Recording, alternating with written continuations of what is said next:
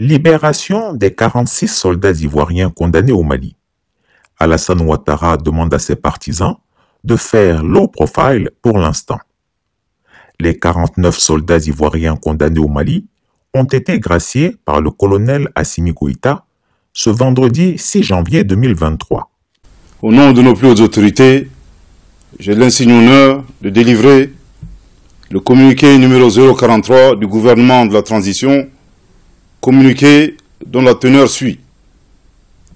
Par décret numéro 2023-002-PTRM du 6 janvier 2023, Son Excellence le colonel Assimi Goïta, président de la transition, chef de l'État, a accordé sa grâce avec remise totale de peine aux 49 Ivoiriens condamnés par la justice malienne pour les infractions suivantes.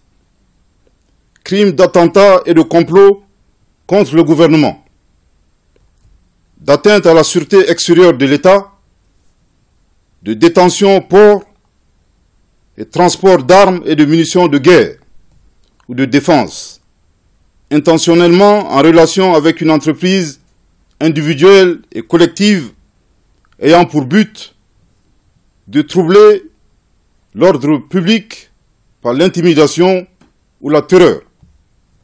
En cette circonstance, le gouvernement de la transition et le peuple malien remercient Son Excellence le colonel Assimi Goïta, président de la transition, chef de l'État, pour ce geste qui démontre une fois de plus son attachement à la paix, au dialogue, au panafricanisme, à la préservation des relations fraternelles et séculaires avec les pays de la région, en particulier celles entre la République du Mali et la République de Côte d'Ivoire.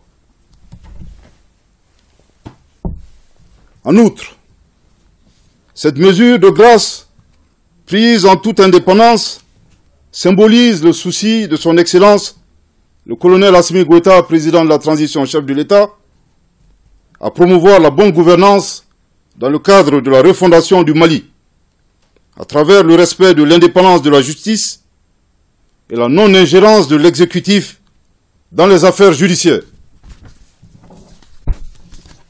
La mesure de grâce prise par le président de la transition vient ainsi conforter la dynamique créée suite à la signature à Bamako le 22 décembre 2022 du mémorandum d'entente relatif à la promotion de la paix et au renforcement des relations d'amitié, de fraternité et de bon voisinage entre la République du Mali et la République de Côte d'Ivoire. À cet égard, le gouvernement de la transition renouvelle sa profonde reconnaissance au président de la République togolaise, Son Excellence M. Faure et Sozimnan Gnassingbé, pour ses efforts inlassables et son engagement constant pour le dialogue et la paix dans la région. Dans la gestion de cette affaire, qui était bilatérale depuis sa survenue jusqu'à son dénouement, le gouvernement de la transition a été indigné par l'attitude partiale de certains responsables contre notre pays. Chris Yapi remercie le président de la transition malienne et le peuple ivoirien pour leur magnanimité et leur amour pour la paix et la fraternité. Espérons que cette leçon enseignée par le Mali inspirera notre chameau afin qu'il libère les prisonniers politiques ivoiriens. Autrement, le colonel Assimi Goïta, qui n'a même pas l'âge de son fils David Ouattara, se montre plus clément et sage que lui, un vieillard de 81 ans. Alassane Gaspard Dieudonné Ouattara, il faut avoir honte un peu. D'ailleurs, il a expressément demandé à ses partisans, qui voulaient se manifester bruyamment et se gargariser d'une victoire sur le petit Mali, d'avoir le triomphe modeste pour le moment. Je dis bien pour le moment. Voici ce qu'il aurait confié à son jeune frère, Téné Birahima Ouattara dit la Fiole. Ibrahim, toi et tous les autres, dites à vos gens de ne pas faire de bruit pour le moment, qu'ils gardent le silence jusqu'à ce que les soldats soient d'abord rentrés, car on ne sait jamais avec ces voyous de drogués maliens.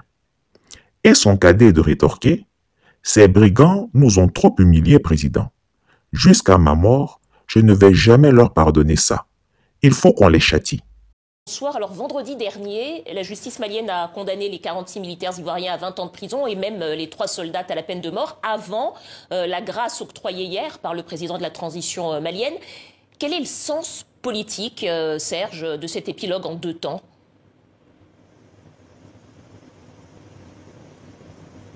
Alors Bamako explique que justement, à partir du moment où les 49 militaires, dans un premier temps, avaient été inculpés, 3 femmes ont été graciées pour des raisons, ont été libérées pour des raisons humanitaires, mais que les autres ont été quand même inculpés, notamment d'atteinte à la sûreté de l'État, et qu'il était nécessaire de laisser la justice faire son travail.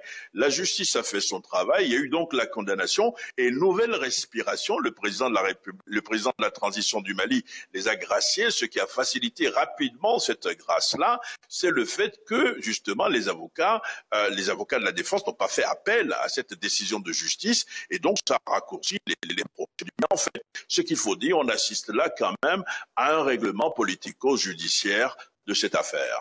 Serge, est-ce qu'il y a eu des contreparties pour obtenir cette grâce et ces libérations ?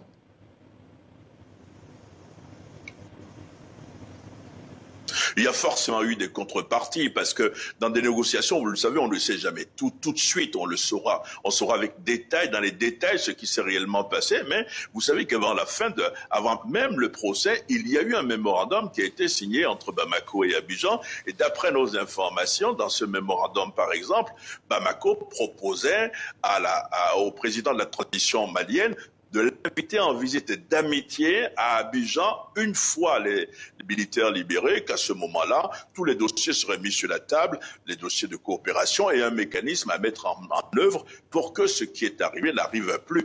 Donc il y a eu des contreparties, on ne sait pas tout ce que le Mali a donné, tout ce que la Côte d'Ivoire a donné, mais on le saura probablement dans quelques semaines. Est-ce que vous diriez que cet épilogue peut changer le rapport de force justement entre la junte au pouvoir au Mali et la CEDEAO, les pays de la région ? Alors, là où le président Alassane Dramane Ouattara a très bien joué, c'est que il avait le soutien de la CEDEAO qui était pour un ultimatum, vous savez, et de l'autre côté, il a toujours maintenu le dialogue et la négociation pour pouvoir sortir de la crise. Et lorsqu'on discute, lorsqu'on échange avec les responsables de la transition malienne, ils insistent là-dessus. Le fait que la Côte d'Ivoire, tout en étant membre important de la CEDEAO, mais qui a voulu la négociation, la diplomatie pour pouvoir sortir de l'affaire, ça a été une bonne chose. Serge, cette libération, on l'a vu, c'est une victoire diplomatique pour le Togo. Est-ce qu'on peut dire que c'est un camouflet pour le président en exercice de la CEDEAO, Umaro Sissoko Embalo, qui, on s'en souvient, avait lui aussi tenté une médiation dans cette affaire ?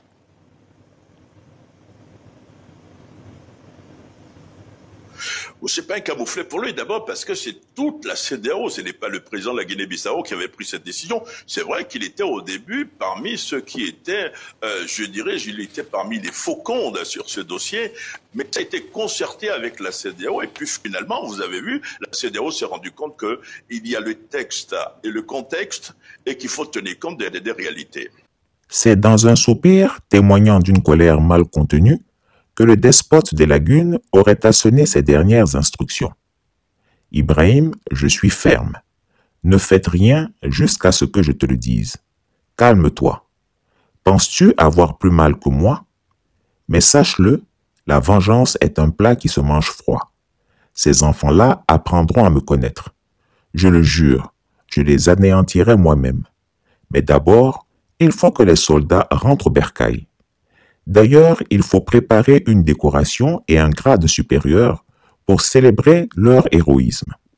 Je voudrais commencer par vous dire que je garderai toujours le drapeau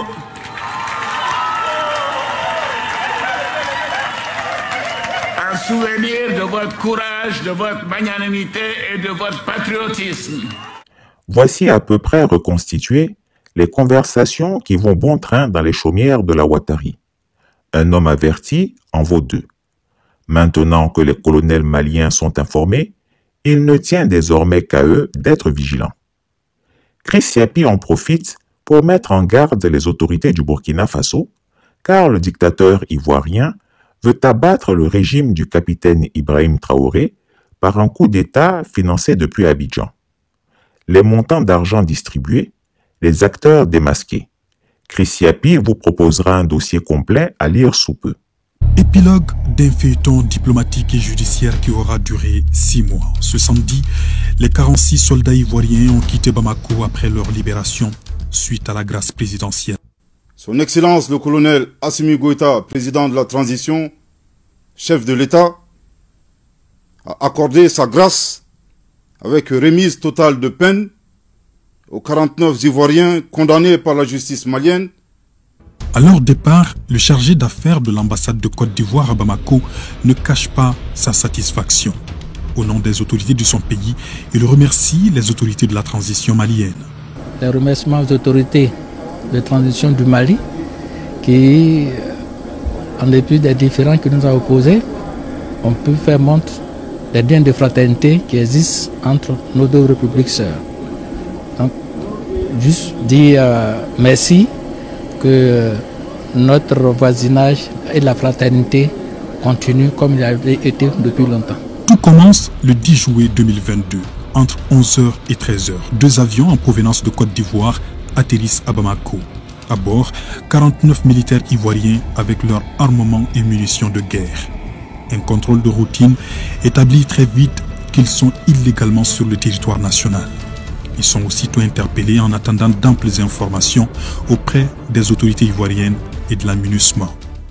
Pour en savoir davantage, des responsables des forces de défense et de sécurité maliennes ont contacté immédiatement leurs homologues ivoiriens. Ces derniers ont affirmé qu'ils ignoraient tout de la présence des militaires ivoiriens interpellés au Mali. En outre, interrogée par les autorités maliennes, la MINUSMA a indiqué qu'elle n'avait pas de rotation prévue le 10 juillet 2022. Après analyse des faits, ces soldats sont qualifiés de mercenaires et mis à la disposition de la justice. Ils sont accusés de crimes d'attentat et de complot contre le gouvernement, atteinte à la sûreté extérieure de l'État, entre autres. Parallèlement, l'affaire prend une tournure politique et diplomatique. Bamako et Abidjan acceptent la médiation du président togolais Faure Gnassingbé. Le début des négociations aboutit à la libération des 3 femmes du groupe le 3 septembre 2022. Un geste à titre humanitaire selon les autorités de la transition qui restent ouvertes au dialogue pour un dénouement heureux. Le président de la République togolaise se réjouit que le président Assimi Goïta ait accepté de libérer en guise d'un geste humanitaire 3 prisonniers sur les 49. Et les discussions sont en cours pour que très rapidement les autres soldats en détention puissent retrouver leur liberté totale. La République de Côte d'Ivoire déplore que des manquements et des incompréhensions aient été à l'origine de cet événement fortement regrettable.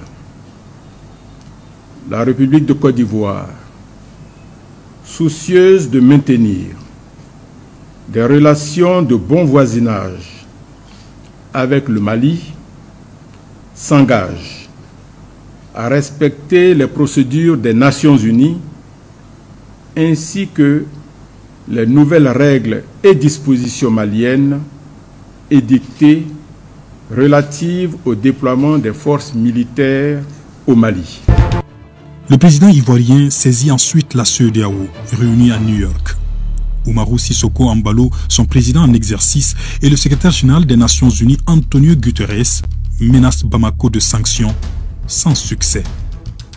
Dans la foulée, la médiation togolaise multiplie les déplacements entre Bamako et Abidjan. Les présidents Assimi Goïta et Alassane Ouattara se parlent au téléphone selon des sources diplomatiques. En plus de ces tractations, certains chefs d'État effectuent le déplacement dans la capitale malienne pour écouter les autorités maliennes et mieux comprendre cette affaire.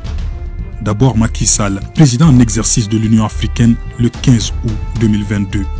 Ensuite, c'est la CEDEAO qui dépêche à Bamako le 29 septembre une forte délégation conduite par les présidents Adama Barrow de la Gambie et Nana Addo Akufo du Ghana. Le président Goïta s'est entretenu également sur le même dossier avec colonel Mamadi Doumbouya, président de Guinée, et Julius Madambio, président sierra-léonais. Le 22 décembre 2022, la tension commence à baisser avec la signature d'un mémorandum entre le Mali et la Côte d'Ivoire. C'est en vue de la libération des 46 soldats et du renforcement des relations d'amitié et de fraternité entre les deux pays. Comme vous le savez, il y a eu un malentendu entre la République du Mali et la République de Côte d'Ivoire il y a de cela quelques mois. Il était bon que nous puissions nous rencontrer pour en parler et c'est ce que nous avons fait avec nos frères maliens. Et le président Assimi Goïta nous a fait l'honneur de nous recevoir pour que je puisse lui transmettre les messages du président Ouattara, ce que nous venons de faire. Le président de la transition, son Excellence le colonel Assimi Goïta, a indiqué que cet incident malheureux qui a rendu les relations difficiles entre le Mali et la Côte d'Ivoire, pour pouvoir les surmonter, nous privilégions toujours la voie du dialogue, la voie diplomatique, pour pouvoir trouver une issue par rapport à cela. Et ceci, il l'a réitéré malgré le fait que la question soit portée devant les instances judiciaires. Les 29 et 30 décembre, les soldats ivoiriens sont jugés. 46 sont condamnés à 20 ans de réclusion criminelle. Les 3 femmes écopent de la peine de mort par contumace. Une semaine après, le 6 janvier 2023, le président de la transition gracie les 49 militaires ivoiriens. Le porte-parole du gouvernement salue la médiation togolaise et s'indigne face à l'attitude de certains responsables contre le Mali sur cette affaire. Le gouvernement de la transition voudrait faire remarquer à son Excellence M. Ambalo que depuis le 14 janvier 2022, le Mali ne figure plus sur la liste des pays intimidables et a définitivement retrouvé sa souveraineté. Je répète, le gouvernement de la transition voudrait faire remarquer à son Excellence M. Ambalo que depuis le 14 janvier 2022, le Mali ne figure plus sur la liste des pays intimidables et a définitivement retrouvé sa souveraineté. Chris Yapi ne ment pas. Retrouvez Chris Yapi sur ses 2 chaînes YouTube, sa chaîne Dailymotion, Instagram et VK.